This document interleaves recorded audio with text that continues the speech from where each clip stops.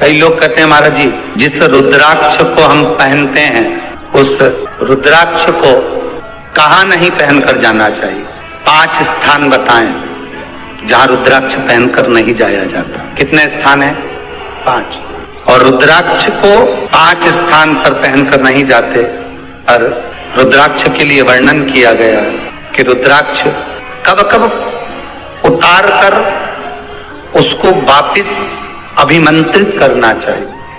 5 जगह पहनकर नहीं जाना चाहिए और रुद्राक्ष को अभिमंत्रित करना मतलब सीधा अमावस्या के दिन, पूर्णिमा के दिन, शिवरात्रि के दिन, श्रावण महीने के सोमवार को, प्रदोष के दिन, ये दिन आपके शरीर में जहां पर भी रुद्राक्ष है, आपके गले में अगर आप रुद्राक्ष पहने हो, आपके हस्त कमल में आप रुद्राक्ष पहने हो, आपने अपने पास में कहीं रुद्राक्ष रख रखा है, तो उस रुद्राक्ष को अमावस्या, पूर्णिमा, शिवरात्रि या श्रावण का सोमवार या प्रदोष आदि, इस दिन उस रुद्राक्ष को एक बार दूध में धोने के बाद उसमें थोड़ा सा सरसों का तेल अवश्य लगाना चाहिए।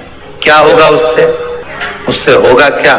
शिव महापुराण की कथा कहती है, महाराज रुद्राक्ष को दूध में धोने के बाद, स्नान कराने के बाद जल से स्नान कराया, थोड़ा सा सरसों का तेल लगा दिया।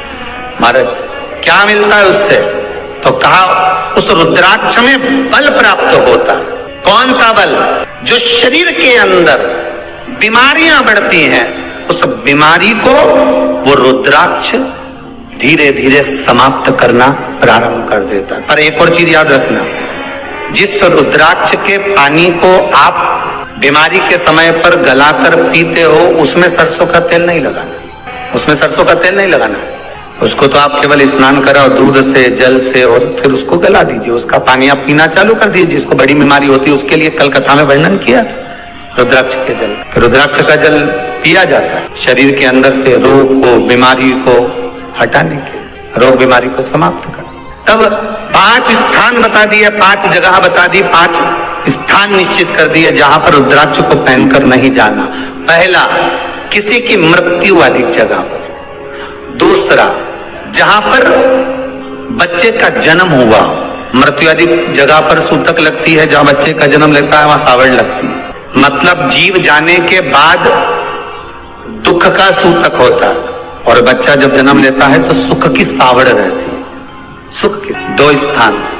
तृतीय स्थान, तीसरा स्थान दिया जहां पर वैश्यावृत्ति होती हो या महाराज मदिरा का पान होता हो, उस स्थान पर रुद्राक्ष को नहीं ले जाया जाता। चौथा स्थान रुद्राक्ष के लिए कहा गया, जिस स्थान पर आपको ज्ञात नहीं है और आपको लगता है कि ये स्थान अज्ञात है, यहाँ पर कई जगह पर कुछ जीवों की हत्या हुई है या किसी जीव को नष्ट किया गया है, उस स्थान पर रुद्राक्ष को नहीं ले जाना चाहिए। 5वां, महाराज आपके रुद्राक्ष का जहां अपमान हो रहा है, अपमान से समझ में आ रही है ना आपको बात? एक आय को ढोंग प्रपंच में पढ़ा है, कौन ने कहा इतने रुद्राक्ष धारण कर ले? कौन ने कहा है? क्यों ढोंग प्रपंच में पढ़ा है?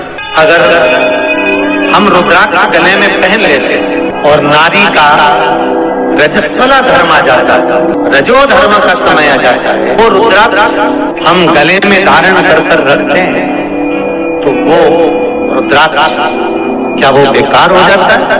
पहले एक बात बहुत अच्छे से समझ में, आप सन्यासी हो, जम के बोलो जरा, आप तपस्वी हो, आप साधक हो, आप उपासक हो, या आप बैरागी हो, आप एक गृहस्थी हो, घर में रहने वाली माँ गोदी में रखा हुआ बालक अगर गंदगी भी कर दे, पूरे कपड़े को भी बिगाड़ दे, तो माँ बच्चे का कपड़ा बदल देती है, और बदल कर माँ को ये जरूरी नहीं है कि उसको साड़ी बदलना, उसको कपड़े बदलना या उसको फिर नहाना।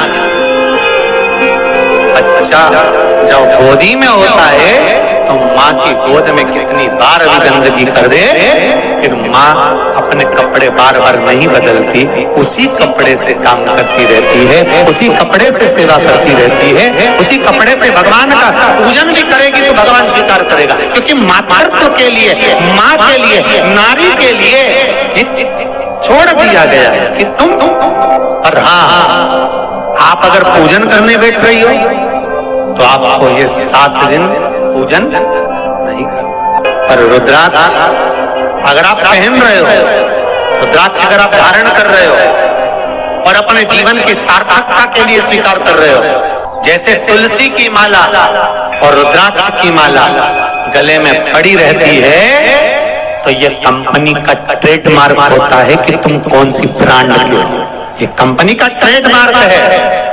तुलसी की माला पहनकर प्राण छूट गए तो बैकुंठ चले गए, और रुद्राक्ष की माला पहनकर प्राण छूट गए तो कैलाश धाम चले गए। ये कंपनी का ट्रेडमार्क। छोटे रुद्राक्ष की माला, छोटा जो रुद्राक्ष होता है उसकी माला, कैंसर का जो मरीज होता है, अगर वो फर्स्ट स्टेज का कैंसर भी है, छोटे रुद्राक्ष अगर अच्छे हैं, 3 मुखी से लेकर 5 मुखी, 7 मुखी, 9 मुखी, 11 मुखी छोटा रुद्राक्ष मिल जाए, उसकी माला अगर पानी में डाल दी जाए और उस पानी को वो मन का ही डाल दो, उसी का पानी थोड़ा थोड़ा कैंसर के मरीज को सुबह दोपहर शाम श्री शिवाय नमस्तुभ्यम का जाप कर कर, पंचाक्षर ओम नमः शिवाय का जाप कर कर, शंकर शिव का नाम लेकर, महाकाल बाबा का नाम लेकर, विश्वेश्वर विश्वनाथ का नाम लेकर, केदारेश्वर का नाम लेकर, 12 ज्योतिर्लिंग का स्मरण कर कर अगर वो आचमन करना प्रारंभ कर दे तो कैंसर रोग में भी आराम मिलना प्रारंभ। केवल आचमन ही नहीं करना है,